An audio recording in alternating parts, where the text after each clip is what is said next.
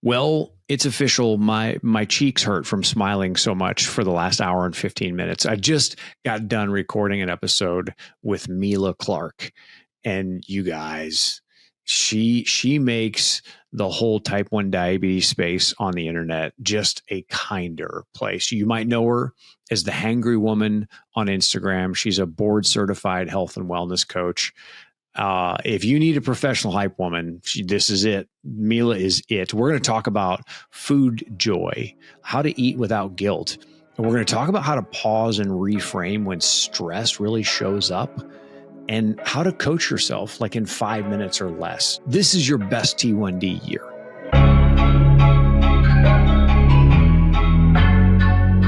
Welcome to your best T1D year, the podcast that's a mix of habits, a couple of laughs you need, maybe throw in some real sciencey stuff every once in a while, and there you go. Everything you need to live with type 1 diabetes and have some wins you can feel. Let's roll the episode.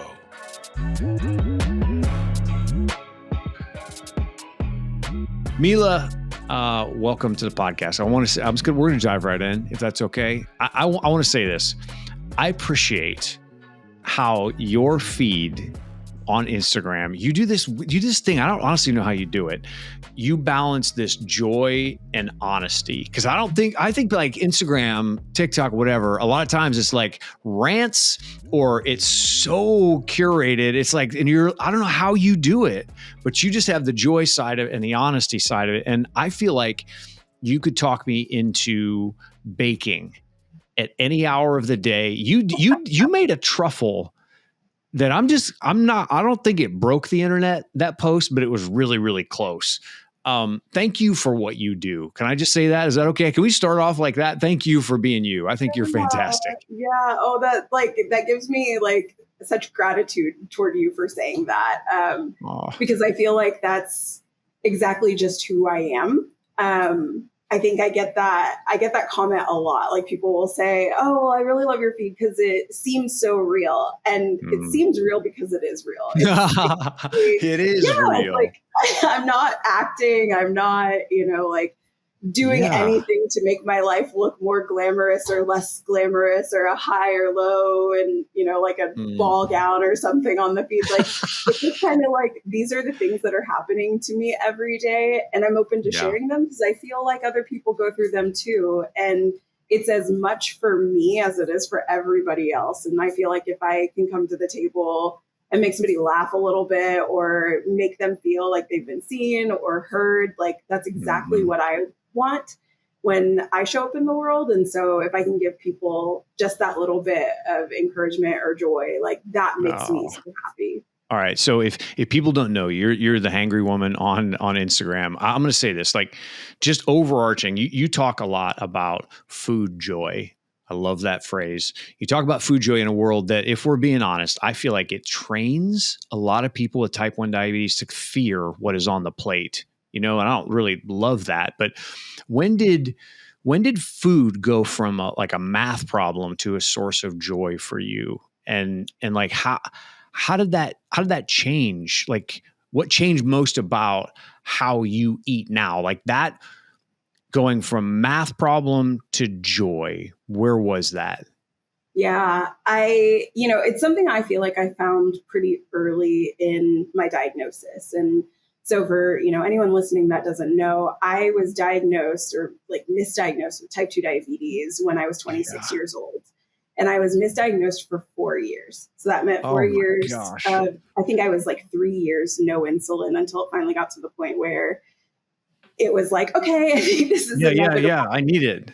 Yeah. And even in that, like in that space, I started insulin as somebody who had the diagnosis of type 2 diabetes. So my treatment was not the same as somebody that you would see like living with type 1 or living with another kind of insulin-dependent diabetes. And it really, for me, it started as kind of a defiance. I think I was never convinced, even at the very beginning, like sitting with a dietitian, I was never convinced that like my cultural foods were going to go out the window. So my family's Jamaican. We are lively and lovely and loud and fun and have the best food. And a lot of those foods are starchy, like cassava, rice in general. But there are also these like really beautiful elements to all these different parts of the dishes in our culture. And I grew up eating so many of those foods. And one of the first conversations that I had with a dietitian was like, you can't include these anymore. She asked me, what do you like to eat? And I said, well, I love rice and peas, and I love steamed cabbage, and I love jerk chicken, and I love oxtail, and I love stewed fish. Oh my gosh, you're naming so many of my favorites right now. I know. And like, there's such good foods. And so to walk out of that appointment, I think I went in probably like 2 weeks after I was diagnosed. I felt so discouraged because I was like, and I was diagnosed in May. So I hadn't really had like my first Thanksgiving and like the holidays with my family. But I remember thinking like, how am I going to tell my grandma that I can't eat? You better not. You better not tell grandma you're not eating it. And like, they're going to notice if I'm picking around stuff, or like if I do something, as like deep as bringing my own food and kind of like enjoying it silently. And so it was for me just like this place where I was like, I hate feeling like this. And I hate that anybody else feels like this, because I know I'm not the only one that gets this advice. And so from there, I started creating recipes that were more diabetes friendly to really like disprove that notion that you have to get rid of things that you love, and really focusing more on like what you can do to balance and add rather than what you have to take away, and what becomes this like you can't have these things. Because really, like, we know the psychology behind it is if you tell yourself you can't, you're going to continue to want it. You're going to continue to think about it. And so really thinking about like the tools that you have at your disposal, rather than like throwing out the whole playbook and saying like, don't do any of those things because they're bad for diabetes. It's like, guess what? You're going to. Exactly. It's like, okay, well, I'm here and I'm a human being and I want to enjoy food, and food is culture and food is togetherness, and it brings so many memories for people. And so like, we don't have to have these negative associations with food, but we can kind of like, I take it as like, we can play with our food a little bit to make it more diabetes friendly, and also to still make ourselves happy, but keep our blood sugars in range, because we want both. Like, and we're allowed to have both. And that's the thing that I feel like was always presented to me in so many different ways. It was like, you can't have both. You can have healthy blood sugars or you can have good food. And I was like, I don't believe it. I don't buy it. I'm going to test the theory. Okay, so that you're hitting something, because your content, it often, what it does is it pairs like these beautiful plates with real talk about CGM reality. And you're literally sitting here saying, hang on a minute, it's not like an either or, right? Because when these joy and then that graph, when those two things collide, what helps you keep both of those in check? A meal that you love and a CGM graph that you can live with. How do you do that? Yeah, for sure. I think it is really strategy, and people don't realize how much we have to strategize as people living with diabetes, especially when we're living with type 1. We are like, I think we jokingly all, if we can remember this, I don't know if like the Gen Alpha and Gen Z kids can remember. Oh yeah. We're keeping ourselves alive little by like pressing these buttons and doing these calculations. Yeah. And sometimes like that reality doesn't intersect. Like the food joy and the graph will meet at an intersection where it's like, oh, these two things were not good together. And so I think it's more being willing to look at those moments and say, okay, these things didn't jive, and how can we reapproach this to change it? What was it about this meal? Like, we don't ask ourselves, I think, enough questions about the foods that we eat, to be honest. I think like we all think, and we're all guilty of it, like we all are like, I can eyeball, I know that like a scoop of this is just this amount. And so we might not be estimating our carbs as accurately as possible, which is totally okay. But I think that's where like that data and joy can kind of meet, is when you take a look at that point. Like maybe it's not the best point on your CGM graph, but then do like a little evaluation. What did I eat and at what time? Did I pre-bolus? If the answer is yes or no, that kind of changes the trajectory of your blood sugars.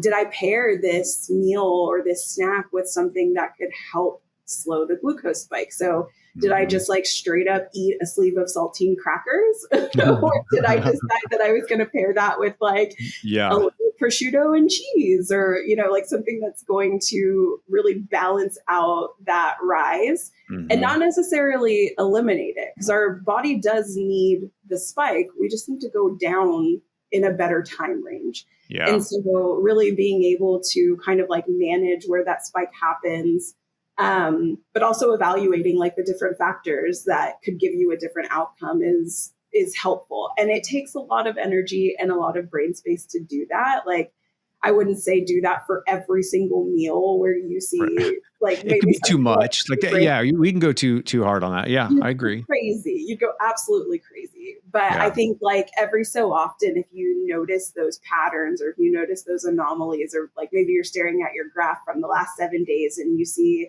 oh, it looks like I had this kind of like really big peak after lunch. Like, let me just kind of like take stock of that. Just having an awareness, I think, is what allows you to have the joyful part too. Because I know like sometimes we want to ignore it. Like we want to say, ooh, I ate that thing and my blood sugars went so high, I don't even want to revisit. I don't care. I'm happy I had the thing. I don't want to go back to that. Yeah. And it's like, you know, every once in a while, that's totally okay. But sometimes we have to face the reality of what we're looking at so that we can continue to be flexible down the line.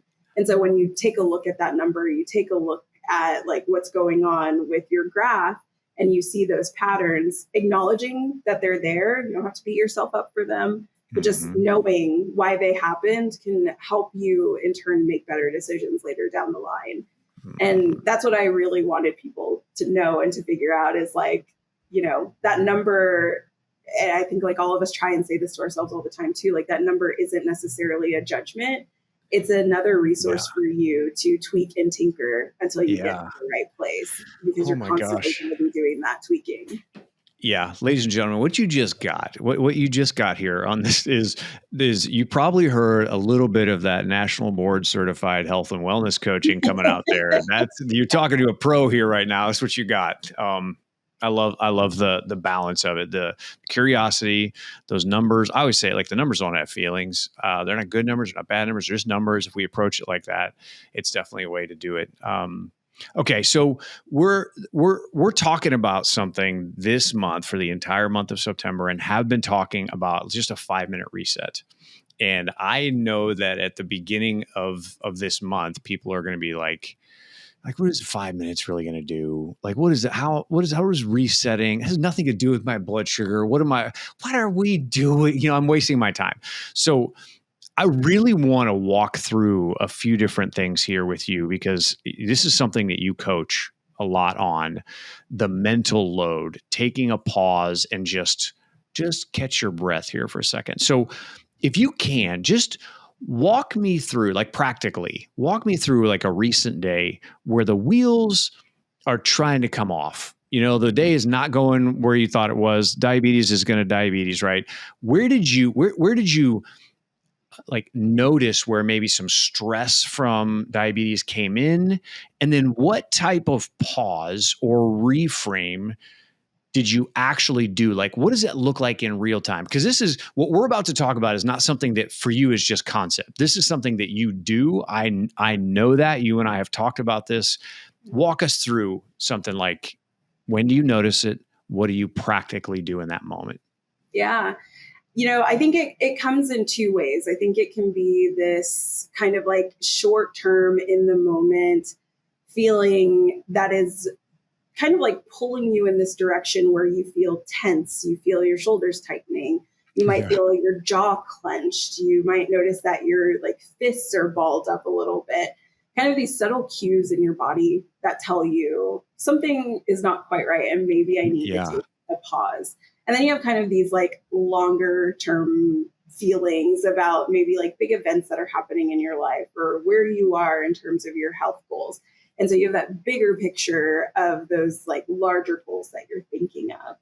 And so I think for me, in those in the moment kind of moments, I don't always notice that for myself. Like it really takes a lot for me to recognize those cues in myself. I can see them in other people so easily. Isn't that crazy? It's the wildest thing because you're like, I can recognize that instantly. I can see it in you. Yeah, I can see somebody's face when they jump on a call and I know how they're feeling like right at the beginning. And that's a part of why like in my sessions with clients, I'll always ask, where do you want to start today? Do you want to start with some, or I'll just kind of ask, throw it out there. Where do you want to start? And they'll tell me what's going on, where they've been, what they want to talk about that day. And if somebody comes to me and they're like, I'm really stressed out, I feel really overwhelmed, I have a lot going on, the first thing I ask them is like, do you just want to do some grounding? Like, let's take a minute to just breathe, because sometimes that can help you regulate your nervous system. It can help you be more present. It can help you be aware. And all of us can do it. All of us can breathe. So it's something that's really small that you can add to those moments that feel really stressed. And so when I feel like all of those things I described, like I might be like grinding my teeth or like clenching my jaw, or I notice that like I'm writing an email and I'm just like, just hammering away at it. Yeah. And I'm like super frustrated. I'll just take that minute and I will turn off everything. So I'll lock my computer, put it to sleep. I'll put my phone in do not disturb. And I literally like, it could be anything from walking around in a circle in the living room for 1 minute to just kind of clear my head. On really hard days, my best friend knows this. And like when she listens to this, she'll laugh so hard. She'll know exactly what I'm about to say. But like on really hard days, I will just lie on the floor. No kidding. Like I will take off like my house shoes. I will just like move the like ottoman out of the way in the living room. And I will just lay on the floor and stare at the ceiling or close my eyes. And it sounds so odd and it probably looks really weird. Like when my partner walks in and it's like, you're just on the floor. What are you doing? You know what I call that? Mila, I call it a yard sale. I call it, all this stuff is off. I'm just out. I'm out. I'm no muscles are moving. It's just a yard sale. That's what I call that. Yeah. And I love that so much. And I mean, it really helps. Like we don't think that a minute is a long time, but when your body is like in a sense of crisis or you're feeling like very tense or you're overwhelmed, that 1 minute pause can do so much for you to kind of like get in a place where you feel like you can reset and regulate. And I think it's so important for us to take those moments, especially now when things are just heinous in the world. And when you almost can't escape it. You can't. And, it's everywhere. It's on all the time. You're getting push notifications. You're getting like notifications on your TV. They're everywhere. It's hard to just decompress and turn off. And so like, if you can spare that 1 minute, just walking away from everything, taking some time to just like breathe and collect yourself, you don't even have to think of anything in that minute. Your mind can be completely blank, but it gives you some space so that you can come back a little bit refreshed. And then you can start to like make your game plan and get to what you needed to get to without that feeling and that burden of stress. Yeah. I love that. You almost have to start to recognize what your cues are, like what you said, like your hands are clenched, you're tight, your jaw is whatever. I was at the dentist it was 2 weeks ago, and dentist in there like grinding around on my teeth or whatever, and I don't like it. Like I'm not a fan. Like nothing against dentists, but I was tense and I did not realize it. But my feet were like. My feet were like crossed in front of me on that chair, and they were almost like up off the ground, off of the chair a little bit because I was so tense. I'm like, bro, you got to calm down. So I took like 10 seconds. I'm like, hang on, like take your hands, just settle down. And I got my feet to come back down. And no kidding, like 2.5 minutes later, I'm like, my feet are right back up there. Like it's just, you don't realize your body is telling you something. And to have that moment where we ground for a little bit and just breathe. I love the simplicity of that. Like, just go breathe and lay down. All right. If you have like a framework of what does it look like, or what is something that we can do in 5 minutes? Like, what are the things you tell yourself when you're going into those few minutes of quiet, or I just need to chill the heck out? What do you say to yourself? And then what does success look like after that? Like, how do you know that 5 minutes actually helped? Yeah. I think one thing that I want to say is when you come to the end of it, like, don't feel like it's success or failure. It just kind of is. It's just a pause point. It's a place where you can just stop, and nothing counts in that minute. Like, you're not accountable to any rules. You're not accountable. Don't judge it. You're saying just let it go. You don't judge it. You just let it be the moment that you need it to be. And in those moments, like, I always like to tell myself, it's okay that you took this space to calm down. You needed it. You needed to be there. It is worth taking the minute for yourself. And then I just focus on breathing. So box breathing is like a very basic technique, and box breathing can be really helpful. It's when you do it in groupings of 4. So you would inhale for 4 seconds.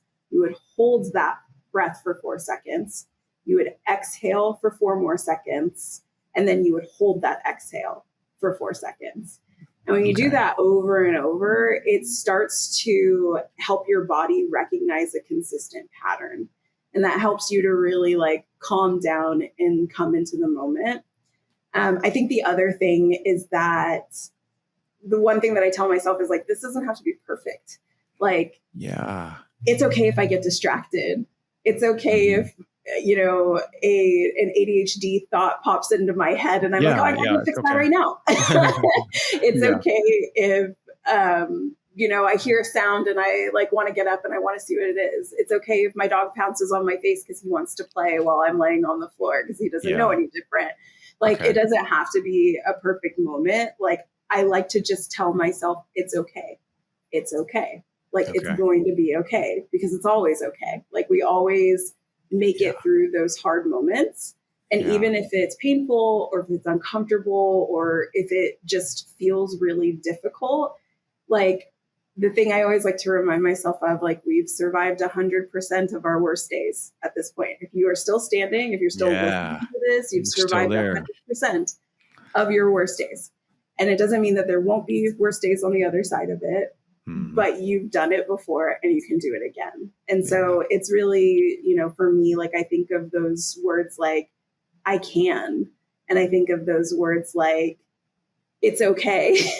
Giving myself forgiveness space to feel like it doesn't have to be exactly anything. It can just be, and that's okay. And I think that's something, it's hard for us with diabetes to really think about that, for us to think like it just is, or it will be okay, because we're constantly vigilant. We're constantly having to make sure that like everything is our guard is up all the time. Exactly. Like, even, the other night, I went out with friends and we went to a cheese making class. It was so fun. Oh my gosh. And somebody's freestyle Libre beat. I don't even have a freestyle Libre. And I turned around like, is everything okay? Oh yeah. Instant. And my God. All the time, like, an Omnipod scream or like somebody's deck. Yeah. You recognize it immediately. Yeah. And my body, I mean, like, every like molecule of my body, I swear, lit up in that moment, because I was like, somebody's in trouble. Because we have that constant vigilance, like having that pause point, but also having that grace for ourselves to be able to say like, I'm okay. I will be okay. And I will figure it out. Like, we tell our 9-year-old all the time, everything is figure outable. So like, if it seems like if it's going to be crappy today, like maybe it is crappy today, and then we'll figure it out. Like, yes. And so, giving yourself that space, and also believing really that it will be okay. I think that's half the battle, because sometimes we can say it'll be okay to ourselves, but we don't really mean it. And I think maybe that's the goal that people look to get to, is like the kind things that you say to yourself in that moment where you're trying to take some grounding space. You got to believe them too, so that you move forward in a way that works best for you. Yeah. A couple of days ago, I was at an amusement park, and it's called Cedar Point, and it's just roller coasters. And I was on one called Steel Vengeance. I could watch my Dexcom before and after the ride. And I'm telling you, like, my blood sugar started to skyrocket, and I had to take a minute, and I walked around like where the ride was, and I sat down for about 3 minutes and just closed my eyes. And one of the people on our team was like, "Bro, are you okay?" And I said, no, like, I'm not, my stomach is fine. I'm not scared, but I'm just telling you, like, my blood sugar is going to keep going up, and this side just like reset for me. He's like, "What are you talking about?" I said, "Well, adrenaline is doing this." And he goes, "Wow, man, that's happening in you." I said, "Well, guess what? It's happening in you too, but your body is regulating your blood sugar. For me, it's just dumping sugar because it thinks I'm going to die." And I'm like, "Yeah, I'm on Steel Vengeance. I probably feel like that." But I'm like, I need to take a minute, and just breathe. Yeah. So here's what I would love. Okay. And I know that people are listening to this right now. They're in their car, they're walking their dog. They might be in the kitchen. Mila, they might be in the pharmacy line, like getting their medications right now. Okay. Wherever they're at, would you just take 60 seconds and just lead us through a 1-minute reset that anybody can do anywhere? Yeah, absolutely. Okay, I love this. I'm getting ready. I'm looking at the clock because I want to make sure that I give you. What happens if you open your eyes and we look up and it's been 25 minutes? Then I think that's better for everyone. We'll that see. Would be so good. People asleep in the pharmacy line right along with us. Check your Dexcoms, everybody, at this exact moment. Let's see what this does for you. Okay, so if we are getting into a space of grounding, what I want you to do is close your eyes if you can, if you're in a place to, or lower your gaze. And I want you to focus in on your breath and your breathing. We're going to do a little bit of a box breath. So we're going to breathe in for 4 beats. And then I want you to hold for 4 beats. And then exhale and push all of that air out of your lungs. And then I want you to hold one more time for 4 beats. And you may have had a difficult moment or a hard day, but you took that time to just breathe for yourself and to remember that you can be present. It's going to be okay. And now you have some space to move forward a little bit. And I want you to open your eyes slowly. Give your neck, your head a little stretch. And take one more deep breath. And hold that breath. 3, 2, 1, and breathe out. Exhale all the way out. And then you just literally survived a minute of some peace. Oh, that's so good. And you can do that literally at any time, like between emails, while you're walking to the bathroom, when you are like, I don't know, like you want to hide from the kids and eat some snacks. Yeah. Like, you can do this anywhere. You're going into the linen closet for a minute. You can do that. Yeah. Exactly. And so it's really nice to just take that second, like, to intentionally pause. And I think that's what makes it different. It's not I'm taking this beat to walk away because I'm pissed and I'm struggling. And it can be that, because that's absolutely valid, but I am feeling pissed and I am struggling. And so I am intentionally going to walk away from this for a moment so that I can get my bearings and then I can think of what's next. You can't make good decisions when you're operating in a place of crisis. It's just really hard to. And you don't make the best decisions when you're in that place. And so if you can pause for a second to just remove yourself and then hop back in, it makes such a big difference. And you can revisit the thing that you're thinking about much sooner, and you're able to revisit it with a clear head. Because if you're trying to do it while you're like jumbled and you're feeling all of these feelings, it's really hard to intentionally take a break so that you can come back to it. And I can't say that like I'm full of all of this wisdom. I learned this, I feel like, from my partner. Like, he's so awesome because he recognizes my capacity all the time to just like dive deep into a rabbit hole. And like, I like literally, if you put me on my computer at like, 4 a.m. with something that I'm interested in, you could probably find me there still like at 4 a.m. the next day because like I can get sucked in. And so he always gives me this good reminder, like, just pause for a minute, like pause, come to a stopping point and find a place where you feel like you can come back to it. If you don't feel like you have that stopping point at this time, get to a point where you do. And remember that it's okay. Like, you don't have to solve it right now. It's okay. It's okay. It's crazy. So I have this saying, this hasn't gone through like a clearinghouse or whatever. And I feel like it's accurate, but you can check me on this. A lot of times when we're stressed, we have two choices. And most of us, we go for relief instead of rest. And relief is, I'm going to go scroll for a few minutes. I'm going to go watch Netflix, or I'm going to go whatever, and that actually doesn't bring us rest. What our body really needs is a restful moment. And what you just took us through is intentionally breaking from all that other stuff and just breathing for a few minutes. That is really what I think our body actually needs. Like, our soul literally needs that. But we go to these defaults because we're trying to escape this stuff. And what we really need is we need to take a beat and get back to center. And I love the way you said it.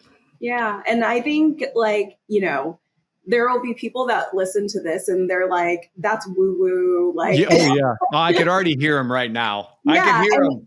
So can I, but like, you have to breathe anyway, just to so if you're gonna close your eye, just like make it restful, make it nice, make it peaceful, like you're doing it anyway, make it pleasant for yourself.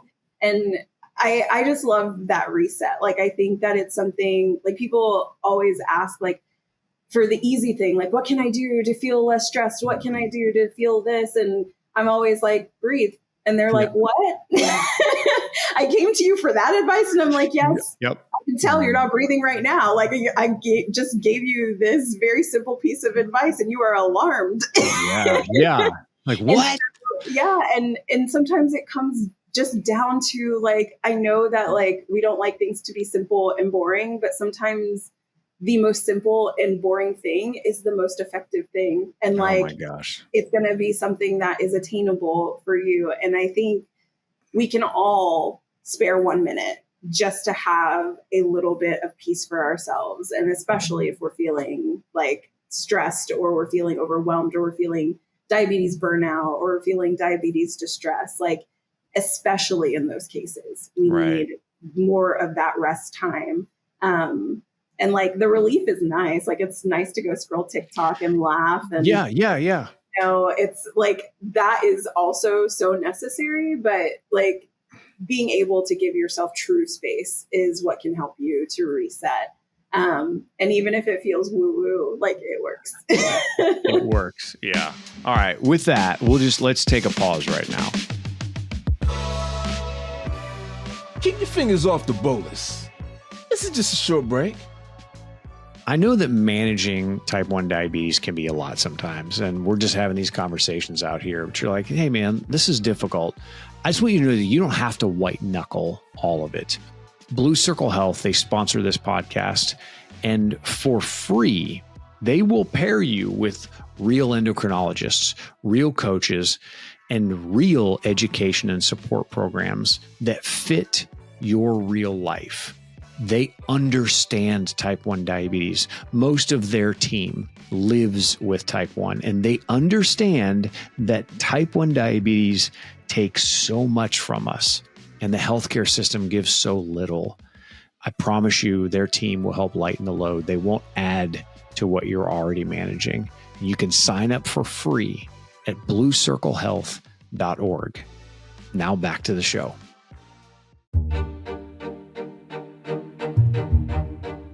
Welcome to the Diabetes Confession Booth. 60 seconds to drop some facts. No judgment, only family in here. Church is in session. Okay, Mila, welcome to the Diabetes Confession Booth. This is version 2. Okay, Justin did it last time. Tell us about a moment where diabetes just went absolutely sideways. It could be technology. It could be you miscalculated. It could be something sideswiped you. Anything that maybe you have never talked about before. And this is a safe place, right? It's a confession booth. No one's going to hear this. So it's just you and your confession. You ready? I have to confess that one time I was super busy in a day, and it was at this point where I was on MDI, multiple daily injections. And so I had, like multiple pens going on. I had like a vial of insulin floating around somewhere that I was also drawing from. And I had left them both on the counter next to each other. And they were the same color, the like pen itself, but different labels. And so like different labels is obviously how you tell like your long-acting pen from your short-acting pen. And I think you can absolutely see where this is going. I needed to take my basal injection, which at that point was like 80 units per day.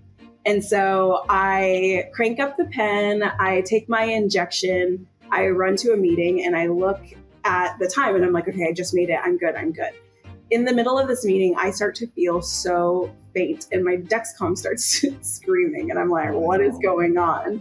I go and I look and my blood sugars are plummeting.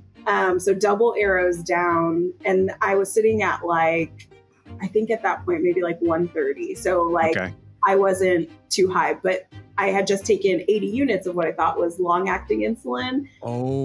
I go and I look, and luckily I had left the needle on the pen, so I knew which one I took, and I had taken 80 units of short-acting insulin. And was terrified out of my mind that like, I was like, this is it. This is how I go. This is how Mila did it. Happens. Oh my gosh. And so, yeah, since then I have been much more careful in like picking up a pen if I have one, like when I'm not using my pump, and reading the label to make sure that it's the right one. We go so fast, it's like, I know how to do this. And then as soon as we do that, you're like, oh man. Exactly. Like I could take an insulin injection and crank it to 80 in my sleep. Like I don't even need to look at it. Man. Look, I don't think there's anybody who is listening to this that doesn't get that. They're like, no, we've done that. I've put a decimal point in the wrong place. I have got the wrong thing. Yes. No, 100%. Okay. So, all right. Well, I absolve you of that. Thank you so much. I feel you're cleansed. In the clear now. So not good. Licensed or ordained for this, but you are free. You're free to go. No, I think you're right now like the cardinal of diabetes. Yeah. I start wearing one of those hats. It's gone too far. All right, let's do this. Let's have a little fun here with some true or false. Okay. Food joy and better A1C can coexist. That is 100% true. I love it. Tell me why. Tell everybody why. Because it's like, if you could be 110% true, you would say it's that. Yeah. I would say it's like 1,000,000%. Okay. More true than anyone ever believes. And really that just comes down to paying more attention.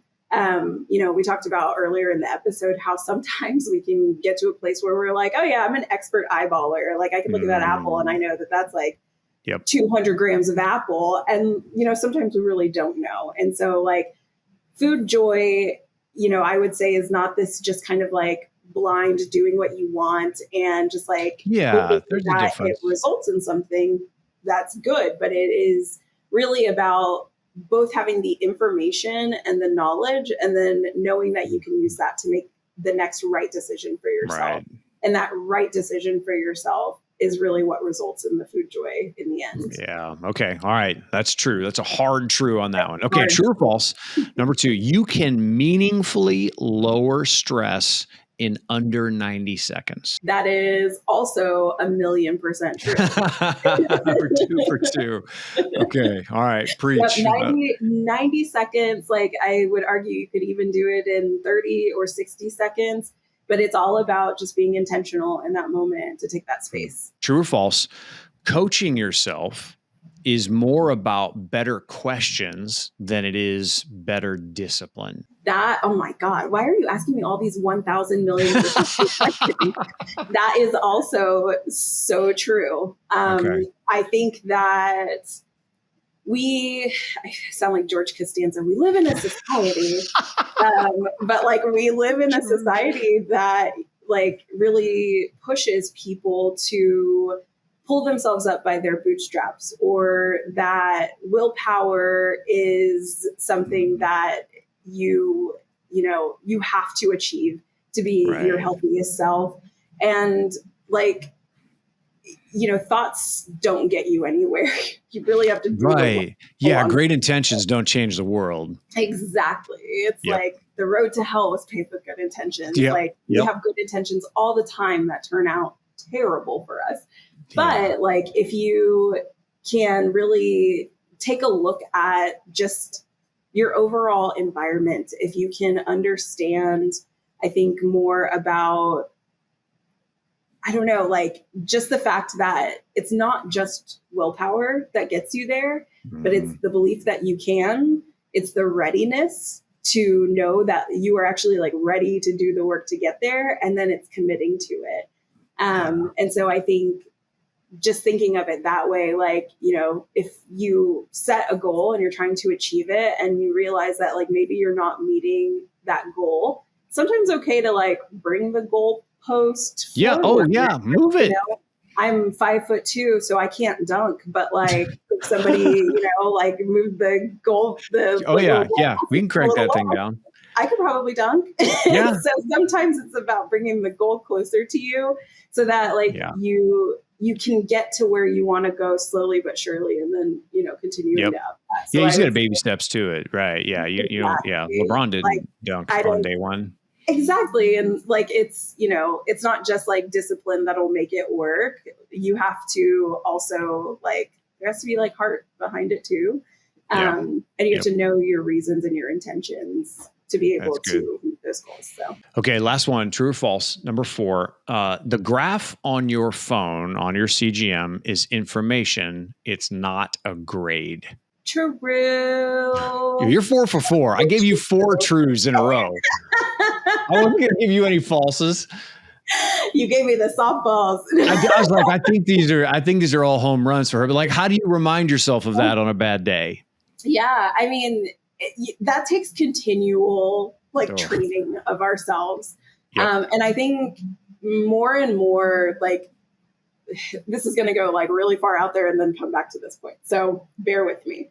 But I think more and more, like, all of us with diabetes are starting to find each other, and we're starting to see stories that mimic our own experience. Right. To say like, I'm going through this thing, and like I can see other people who are going through the same thing as me that are essentially like being forgiving and giving themselves space. And so I remember like the first time I saw somebody post like their like 400 blood sugar, I was like, oh my God, why would they tell anybody that? Like, that's like no judgment. It happened, but oh my God. Like I was why are we showing that? Yeah. Like, and I think like having those real moments to be able to reflect on is really important, but also seeing that other people go through that too. Like many of us have had a blood sugar that only reads high. Oh my gosh. Yeah. Me so many times. Yeah. And so it's not necessarily something to feel bad about or feel like I failed today or I didn't do this thing right. It's purely information. you take a look at it, you understand what's going on. Maybe your pump was leaky that day. Maybe like you're just super insulin resistant for some reason or another. Maybe you had a huge meal and like the calculation for your carbs didn't go quite the way that you thought it did. It happens. Like those things happen. And we are human beings. We are not computers. We are not algorithms. And we are responding to our bodies in real time.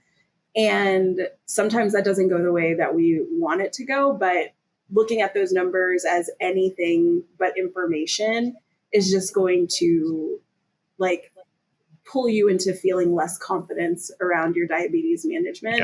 I think. And it's not that you have to ignore those numbers. You shouldn't ignore those numbers. Like that should be a flag. Yeah, For sure. To happen. For sure. But like you can give yourself space, particularly like if it's something that's occurring like randomly every once in a while. If it's something that's like more of a chronic problem, obviously you need to go and have that consultation like with your endo or with your primary care doctor, whoever's helping you manage diabetes. But I think just remembering for yourself that that information is just going to help you make the next best decision can be really helpful overall, and especially toward like the way that you're feeling about diabetes in those hard times when you're trying to manage something that feels unmanageable. Yeah. I used to judge myself so hard on those numbers, and I realized I'm basically doing this to myself. I'm sitting in the back seat of our station wagon with my older brother when we're little, and he would grab my hand and start hitting me in the face with my own hand and going, "Stop hitting yourself. Stop hitting yourself. Why are you hitting yourself?" That's what I was doing with these CGM numbers. I'm like, what am I? I'm not helping at all. I'm just punching myself in the face with something. I should use this and say, okay, what can I do different about it? But I was just so judgmental. So absolutely. And one of the things that I think about all the time, because I'm definitely in that camp of people who is like, I am way too hard on myself for no reason other than my own standards, which are stupid. Who's making those? Exactly. It's like, who set that goal? Why? I remember one day I was just so frustrated with my blood sugars, and my best friend doesn't have diabetes. Her name's Katie. But she's like always been supportive of me. She's like the second person I called when I got my diagnosis, the first person I called when I got my re-diagnosis. We used to be neighbors, and one night she was on my Dexcom follow, and she saw that my blood sugars were low, but I wasn't responding. And so she came over the next morning to my house with like a tackle box of high sugar snacks that I could keep next to the bed. Cause she was like, "I thought you were dead. You didn't answer your phone." No way. And it's so cool for somebody who doesn't have diabetes to be so like curious and responsive and like kind about it. And I remember one day I was complaining about it, and I was just like, I suck. Like, I cannot get these blood sugars under control today. Like, everything is super high. Like, I'm having, a straight line on my CGM, but it's all high. Like, it's all in the yellow range. And I was like, I just hate this day.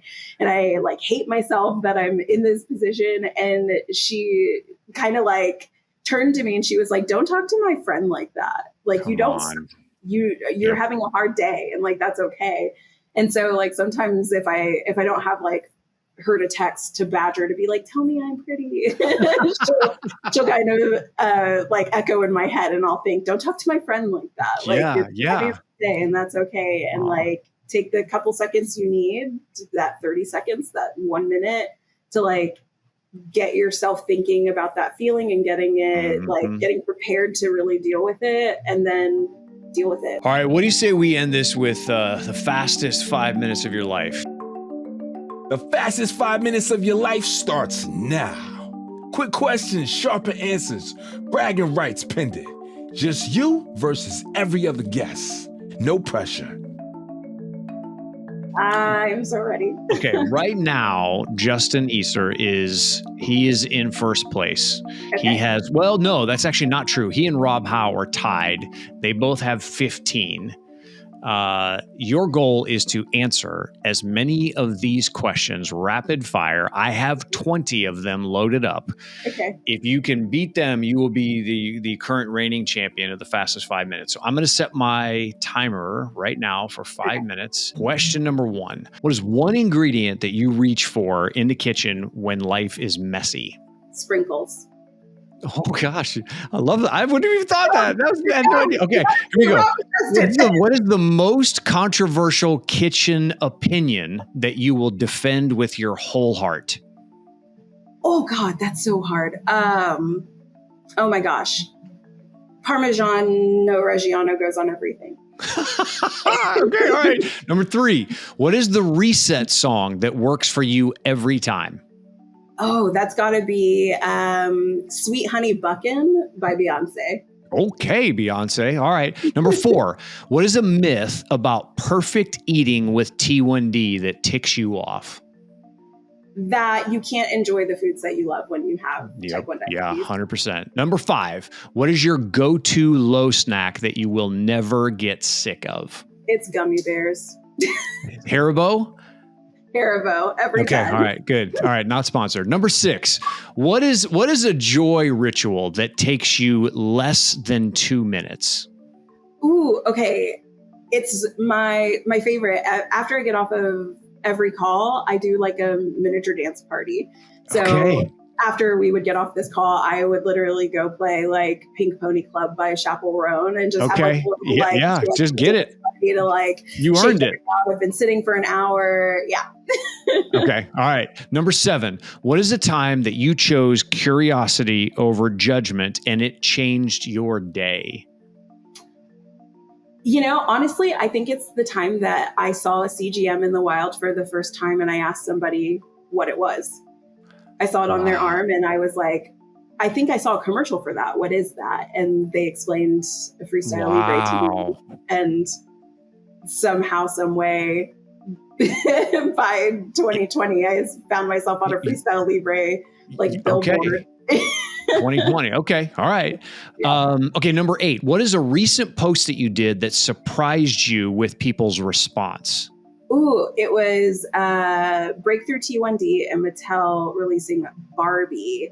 Mm-hmm. And one of the things that I had mentioned was that in order to really like drive people's understanding of type 1 diabetes, we have to be willing to advocate for all types of diabetes. And people told me I was absolutely wrong. Come on. Yeah. Oh my gosh. All right. Okay. All right. I'm going to keep moving. We don't have time for that one. Number 9, what's one thing that people don't know about you that doesn't fit in your Instagram bio? I play the guitar, but poorly. Okay, all right. Number 10, I know you film a lot of videos. When you're filming a video and your CG alarm hits during filming, what is the thing you say out loud to yourself? Be honest. It's usually, oh, fuck. Yeah.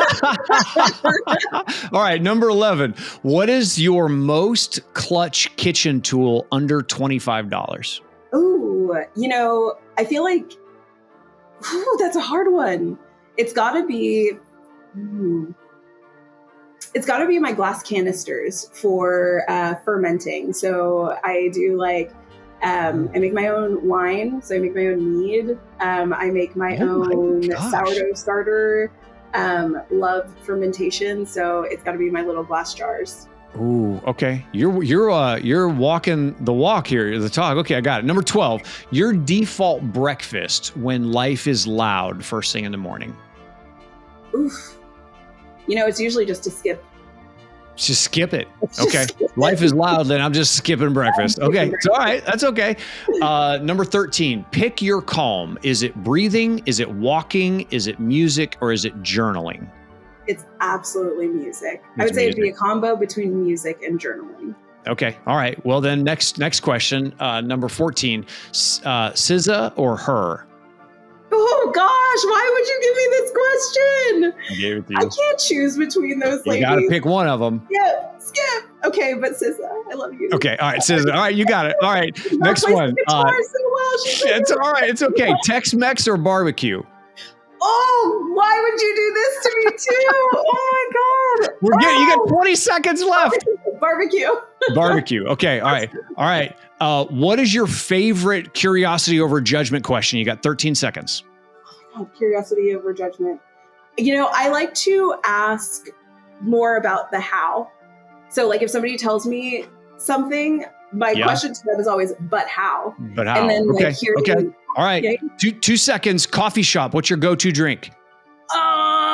Caramel macchiato. Oh, ladies and gentlemen, we got a new winner. I think you got to 17. You know what your next question would have been, Mila? It was Drake or Kendrick was your next one. Kendrick, 100%.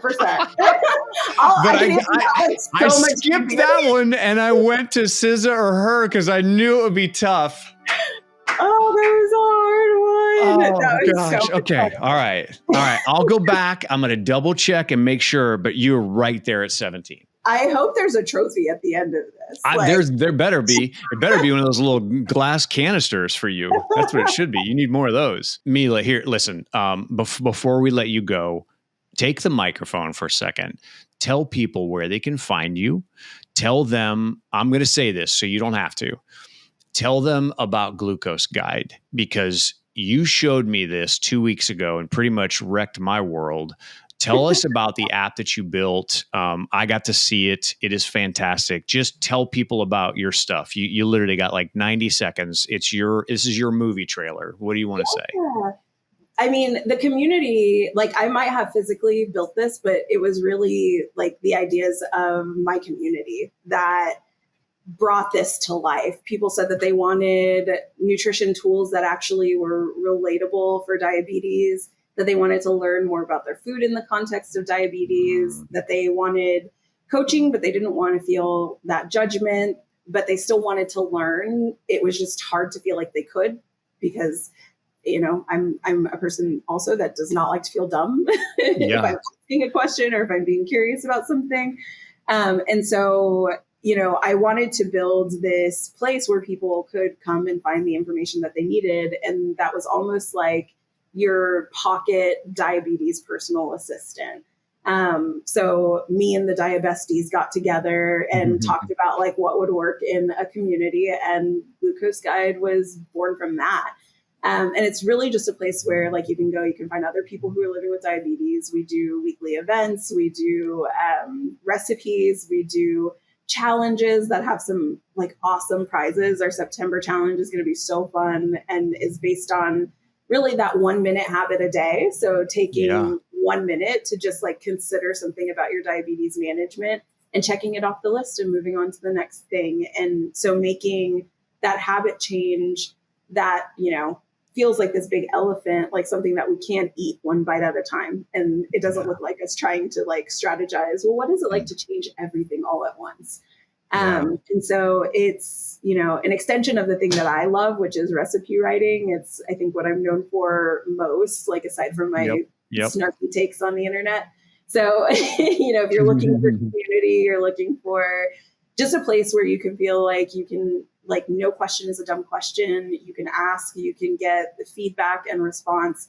It's a great place for that. It's free. It's available in the App Store by searching Glucose Guide, or you can visit heygg.app, and that'll take you to all of our like nutrition tools and everything we've got going on there.